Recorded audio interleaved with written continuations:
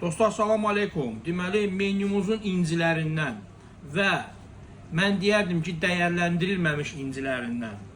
Gəl bir də Cəhmət olmasa, yaxınlaş, həmişə oldu. Dostlar, mənim maçanın buğlamasıdır bu, tərəvəzlərlə. Bunun suyu dərmandır dostlar. Niyə dərmandır? Çünki bu oynaqlarda olan, bu aşıq hissələrdə olan, sümüklü yerlərdə olan bütün, yarım yandı, bütün o faydalı, tərkibində tam bilmədiyimiz maddələr keçir onun bulyonuna. Nəysə, çox başımızı ağrıtmayacağım dostlar. Və qaynardı bu. Mən bunu boş qalıb, buna pillə kimi, baba, pillə kimi bir şey bu. Paramparça və aşıq da çıxacaq buralardan, harca aşıq da olmalıdır. Nəysə, çıxmadı oradan aşıq. Aşıq yoxsa buradadır. Hələ deyil. Bu oynaqlardadır, bu ən ləzzətli şeylər buradadır. Keçib hamısı onun suyuna. Demək dostlar, biz bunu nə ilə yeyirik və necə yeyirik?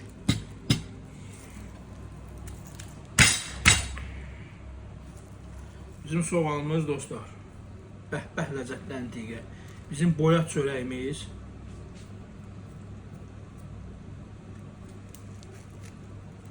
Bunu belə makat edirik bura. Suyun içinə qoyuruq. Çörəkləri indən qoyaq, bura çəksin canına. Mən bu texnologiyadır qardaşım. Bunu mən sənə öyrədirəm ki, görmə aparmayacağım, istifadə edeyim.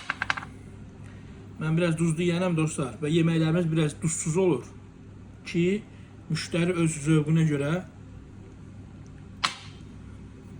düzəltsin. Sonra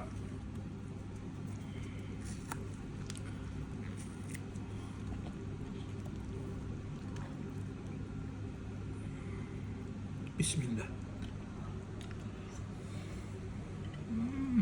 Pizza.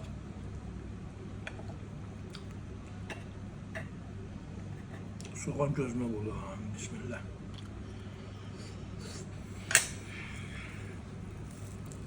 Soğan göster arkadaşım. Bu yemeğin lezzeti benim kardeşim. Bu soğandadır. Ve şoraba. Markov şorabası dostlar. Yani kök şorabası Koreya üslubunda. Təravətli, ədviyyatlı və s. Bilsən dostum, yemək hər yerdə var, şükür Allaha.